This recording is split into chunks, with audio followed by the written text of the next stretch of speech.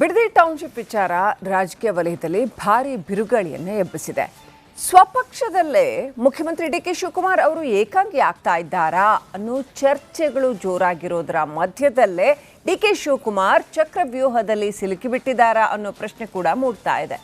ಈ ಕುರಿತು special report ಇಲ್ಲಿದೆ.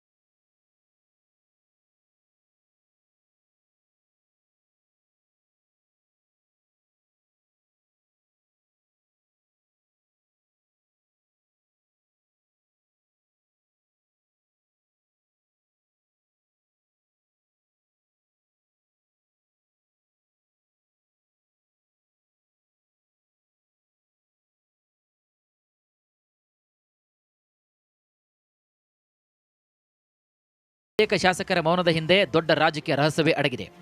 ಒಂದು ವೇಳೆ ಬಿಡದಿ ಯೋಜನೆ ವಿರುದ್ಧ ಮಾತನಾಡಿದರೆ ಮುಂಬರುವಂತಹ ಸಂಪುಟ ವಿಸ್ತರಣೆಯಲ್ಲಿ ಸಚಿವ ಸ್ಥಾನ ಕೈತಪ್ಪಬಹುದು ಅಥವಾ ಮುಂದಿನ ಚುನಾವಣೆಗೆ ಪಕ್ಷದಿಂದ ಟಿಕೆಟ್ ಸಿಗದೇ ಹೋಗಬಹುದು ಅನ್ನುವಂತಹ ಭೀತಿ ಇವರನ್ನ ಆವರಿಸಿದೆ.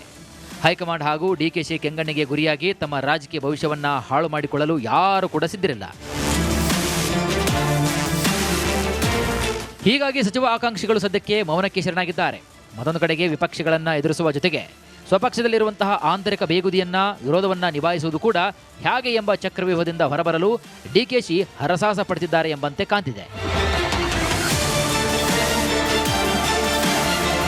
ಬಿಡದಿ ಟೌನ್ಶಿಪ್ನಿಂದ ಈ ಭಾಗದ ಯುವಕರಿಗೆ ಉದ್ಯೋಗ ಸಿಗುತ್ತೆ, ಪ್ರದೇಶ ಅಭಿವೃದ್ಧಿಯಾಗುತ್ತೆ. ಇದು ರೈತ ವಿರೋಧಿ ಯೋಜನೆಯಲ್ಲ. ಡಿಕೆ ಶಿವಕುಮಾರ್ ಅವರ ದೂರದೃಷ್ಟಿಯ ಯೋಜನೆಗೆ ನಾವೆಲ್ಲರೂ ಕೂಡ ಬೆಂಬಲವನ್ನು ನೀಡುತ್ತೇವೆ ಅಂತ ಕೆಲವು ಡಿಕೆಶಿ ಬೆಂಬಲಿತ ಶಾಸಕರು ಮಾತ್ರ ಹೇಳ್ತಿದ್ದಾರೆ.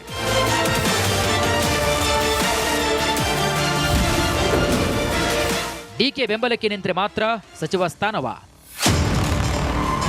ಯೋಜನೆಯ ಪರವಾಗಿ ಸದ್ಯ ಗಟ್ಟಿಯಾಗಿ ಧ್ವನಿ ಎತ್ತಾ ಇರುವುದು ಒಕ್ಕಲಿಗ ನಾಯಕರಾದ ಚಲುವರಾಯಸ್ವಾಮಿ ಮತ್ತು ಮಾಗಡಿ ಬಾಲಕೃಷ್ಣ ಮಾತ್ರ. ಇವರ ಈ ಉತ್ಸಾಹದ ಹಿಂದೆ ಸಚಿವ ಸ್ಥಾನದ ಲೆಕ್ಕಾಚಾರವಿದೆ ಅನ್ನೋದು ಕೂಡ ರಾಜಕೀಯ ವಲಯದಲ್ಲಿ ಇರುವಂತಹ ಮಾತಾಗಿದೆ. ಮತ್ತೊಂದು ಕಡೆಗೆ ವಿರೋಧ ಪಕ್ಷ ಬಿಜೆಪಿ ಇದನ್ನೇ ಅಸ್ತ್ರವಾಗಿಸಿಕೊಂಡು ಲೇವಡಿ ಮಾಡ್ತಾ ಇದೆ. ಅಧಿಕಾರಕ್ಕೆ ಬಂದು ಕೆಲವೇ ತಿಂಗಳಲ್ಲಿ ಡಿಕೆಶಿ ಸ್ವಪಕ್ಷದಲ್ಲೇ ಒಂಟಿಯಾಗಿದ್ದಾರೆ. ಡಿಕೆಶಿ ವಿಮಾನ ಟೇಕ್ ಆಫ್ ಆಗೋದಕ್ಕೂ ಮೊದಲೇ ಪತನವಾದಂತೆ ಕಾಣ್ತಾ ಇದೆ. ಸಿಎಂ ಡಿಕೆಶಿ ವಿರುದ್ಧ ಬಿಜೆಪಿ ವಾಗ್ದಾಳಿ. ಹೀಗೆ ಮುಂದುವರೆದರೆ ಡಿಕೆಶಿ ಬೈ ಚಾನ್ಸ್ ಸಿಎಂ ಆಗಿದ್ರು ಅನ್ನೋದು ಇತಿಹಾಸದ ಪುಟಗಳಲ್ಲಿ ಸೇರಲಿದೆ ಅಂತ ಬಿಜೆಪಿ ನಾಯಕರು ಕಾಲೆಳಿತಾ ಇದ್ದಾರೆ. ಅಲ್ಲ, ಬಿಡದಿ ವಿಚಾರದಲ್ಲಿ ಮುಖ್ಯಮಂತ್ರಿಗಳು ಏಕಾಂಗಿನೇ.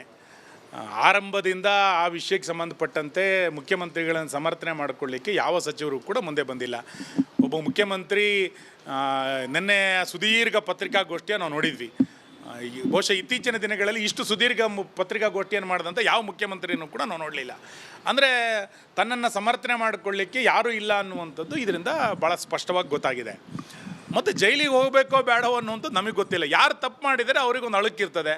ಯಾರು ಎಲ್ಲೋ ಒಂದು ಕಡೆ ನನ್ನಿಂದ ತಪ್ಪಾಗಿದೆ ಅಂತ ಗೊತ್ತಾದಾಗ ಮುಂದೆ ಏನಾಗುತ್ತೆ ಎನ್ನುವಂಥ ಅದನ್ನು ನಿರೀಕ್ಷೆ ಮಾಡುವಂಥವ್ರು ಇದ್ದಾರೆ.